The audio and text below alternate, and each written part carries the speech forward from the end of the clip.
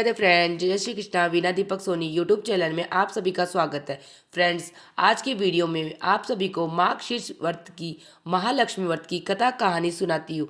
कहा जाता है कि अगर आप व्रत करो या ना करो, फिर भी अगर आप माता लक्ष्मी की व्रत की यह कथा कहानी सुनते हो तो उससे आप पे माता लक्ष्मी प्रसन्न हो जाएगी। तो अब मैं कथा का प्रारंभ करती हूँ। भारतवर्ष के सौराष्ट्र देश में द्वापर युग की यह कहानी हुई है।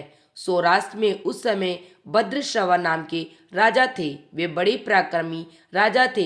उनकी रानी का नाम सूरत चंद्रिका था। रानी दिखने में सुंदर सुलक्षणा थी तथा प्रतिव्रता थी। उन दोनों को 7 पुत्र तथा उसके बाद एक कन्या का वरदान मिला था। कन्या का नाम श्याममाला था। एक बार महालक्ष्मी जी के मन में आया कि जाकर उस राजा के राजप्रसाद में रहे, इससे राजा को दुगनी धन दौलत की प्राप्ति होगी। वह इस धन दौलत से अपनी प्रजा को सुख दे पाएगा। गरीब के घर अगर रहे और उसे धन दौलत प्राप्त हो तो वह स्वार्थी की तरह केवल अपने ऊपर ही खर्च करेगा। यह सोचकर श्री महालक्ष्मी जी ने बूढ़ी ब्राह्मण स्त्री का रूप धारण किया। हाथ में लाठी लिए लाठी के सहारे रानी के द्वार तक पहुंची। यद्यपि उन्होंने बूढ़ी औरत का रूप धारण किया हुआ था, उनके चेहरे पर देवी का तेज था। उन्हें देखते ही एक दासी सामने आई। उसने इनका नाम, धाम, काम, धर्म पूछ डाला। ब्राह्मण का रूप धारण माता लक्ष्मी ने कहा, बालिके, मेरा नाम कमला है। मेरे पति का नाम भुवनेश्वर है। हम द्वारिका में रहते हैं। तुम्हारी रानी पिछले जन्म में एक वैश्य की पत्नी थी। वह वैश्य गरीब था। दारिद्र्य के कारण हर रोज घर में झगड़े होते थे। उसका पति रोज उसे मारता था। इन बातों से तंग आकर वह घर छोड़कर चली गई तथा वन जंगल में खाली पेट भटकने लगी। उसकी इस दुर्दशा पर मुझे दया आई। तब मैंने उसे सुख संपत्ति देने वाली श्री महालक्ष्मी की कथा सुनाई। मेरे कहने पर उसने श्री महालक्ष्मी व्रत किया। श्री महालक्ष्मी प्रसन्न हुई। उससे उसकी गरीबी दूर हुई। उसका घर संसार दौलत संपत्ति से भर गया। बाद में पति पत्नी दोनों प्रलोक सिधारे। लक्ष्मी व्रत करने के कारण वह लक्ष्मी लोक में रहे। उन्होंने जितने साल महालक्ष्मी का व्रत किया उतने हजारों साल उन्हें सुख भोग मिला। इस जन्म में उसका जन्म राजघराने में हुआ है, परंतु वह श्री महालक्ष्मी का व्रत करना भूल गई है। उसे याद दिलाने में यहाँ आई हूँ। बुढ़िया की बातें सुनकर दासी ने उन्हें प्रणाम किया तथा श्री महालक्ष्मी का व्रत किस तरह किया जाएगा इस बारे में पूछा। बुढ़िया रूप धारण किए हुए श्री महालक्ष्मी माता ने दासी को पूजा की विधि तथा महिमा बताई। इसके बाद वह दासी माता को प्रणाम कर रानी को बताने अंदर चली गई। राज वैभव में रहते हुए रानी को अपने ऐश्वर्य का बहुत घमंड हुआ था। संपत्ति तथा अधिकार की से वजह से वह उन्नत हो गई थी। दासी द्वारा बताई गई बुढ़िया की बातें सुनकर वह आग बबूला होकर राज दरबार में आकर बुढ़िया रूपी श्री महालक्ष्मी पर बरस पड़ी।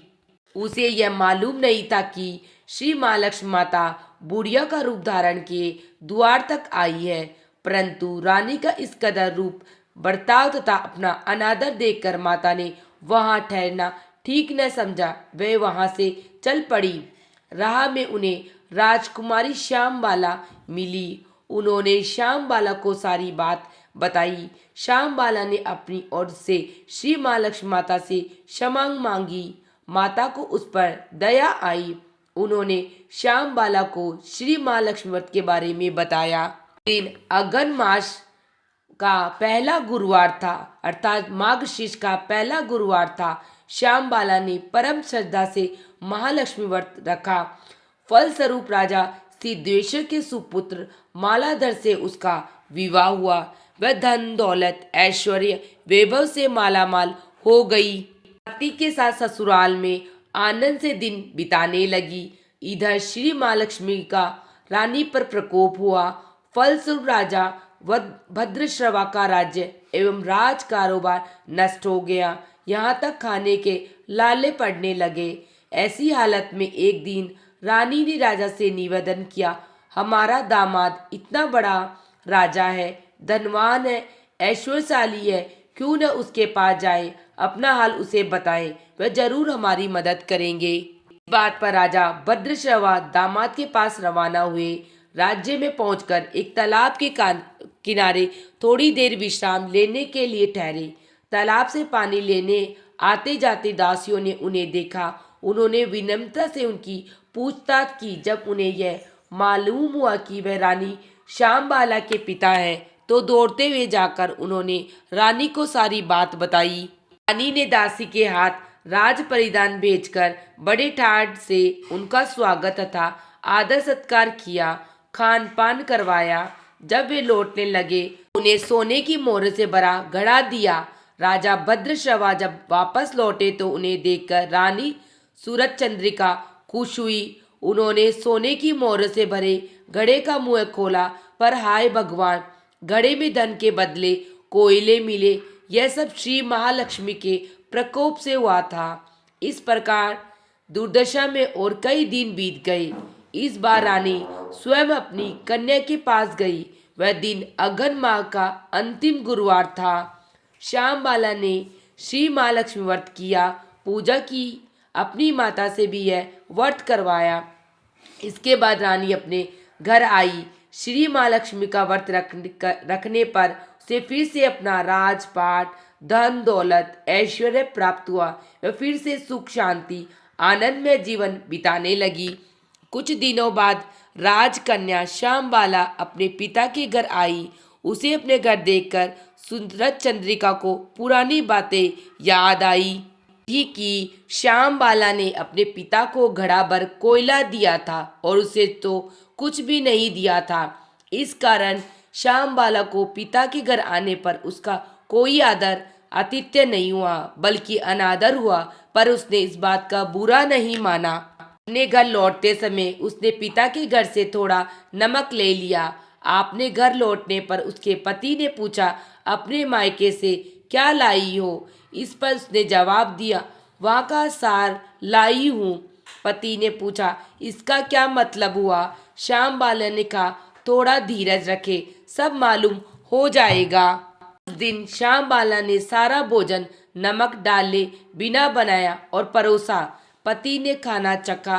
सारा खाना नमक के बिना था, इसीलिए स्वाद नहीं आया। फिर श्यामबाला ने थाली में नमक डाला, इससे सारा भोजन स्वादिष्ट लगने लगा। तब श्यामबाला ने पति से कहा, यही है मायके से लाया हुआ सार। पति को उसकी बात सही लगी। फिर वह दोनों हंसी मजाक करते हुए भोजन करने लगे। कहा गया है कि इस तरह से जो कोई श्रद्धा भाव से श्री महालक्ष्मी जी की पूजा करे, उसे माता की कृपा प्राप्त होती है, सुख संपत्ति शांति प्राप्त होती है, सभी मनोकामनाएं पूरी होती है। परंतु यह सब प्राप्त होने पर माता की पूजा को भूलना नहीं चाहिए। हर गुरुवार को व्रत पाठ अवश्य करना चाहिए। इस तरह श्री महालक्ष्मी की महिमा भक्तों की मनोकामनाएं पूर्ण करती है। इस तरह से महालक्ष्मी जी आपने उनकी मनोकामना पूर्ण की, हम सब की करना, कहता सुनता हुकारा बढ़ता, अपने परिवार की करना। अब मैं मार्गशीर्ष व्रत की लक्ष्मी माता की दूसरी अन्य कथा कहानी भी आप सबको सुनाती हूँ। एक गांव में एक गरीब ब्राह्मण रहता था। वह नियमित रूप से जगत के पालनहार विष्णु भगवान की आराधना करता था। उसकी पूजा भक्ति से प्रसन्न होकर उसे भगवान विष्णु श्री विष्णु ने दर्शन दिए और ब्राह्मण से वर मांगने के लिए कहा। तब ब्राह्मण ने लक्ष्मी जी का निवास अपने घर में होने की इच्छा जाहिर की। श्री विष्णु जी ने लक्ष्मी जी की प्राप्ति का मार्ग बताया। उन्होंने बताया कि मंदिर के सामने एक स्त्री आती है जो यहाँ आकर उपले तापती है। तुम उसे अपने घर आने का आमंत्रण देना, वही देवी लक्ष्मी है। विष्णु जी ब्राह्मण से कहा, जब धन की देवी माँ लक्ष्मी के तुम्हारे घर पधारे तो तुम्हारा घर धन और धान्य से भर जाएगा। यह कहकर श्री विष्णु जी चले गए। अगले दिन वह सुबह वह मंदिर के सामने बैठ गई। लक्ष्मी जी उपले थापने के लिए आई तो ब्राह्मण ने उनसे अपने घर आने का निवेदन किया। ब्राह्मण की बात सुनकर लक्ष्मी जी समझ गई, यह सब विष्णु जी के कहने से हुआ है। लक्ष्मी जी ने ब्राह्मण से कहा, मैं चलूंगी तुम्हारे घर, लेकिन इसके लिए पहले तुम्हें महालक्ष्मी व्रत करना होगा। 16 दिनों तक व्रत करने और 16वें दिन रात्रि को चंद्रमा को अर्घ देने से तुम्हारा मनोरथ पूरा होगा। ब्राह्मण ने देवी के कहे अनुसार व्रत और पूजन किया। देवी को उत्तर दिशा की ओर मुख करके पुकारा। इसके बाद देवी लक्ष्मी ने अपना वचन पूरा किया। मान्यता है कि उसी दिन से इस व्रत की परंपरा प्रारंभ हुई है। जो भी व्यक्ति मार्गशीर्ष व्रत की कथा कहानी सुनते हैं तो उनकी भी सभी मनोकामनाएं पूर्ण होती है। इसी के साथ मेरी मार्गशीर्ष व्रत की कथा कहानी समाप्त होती है।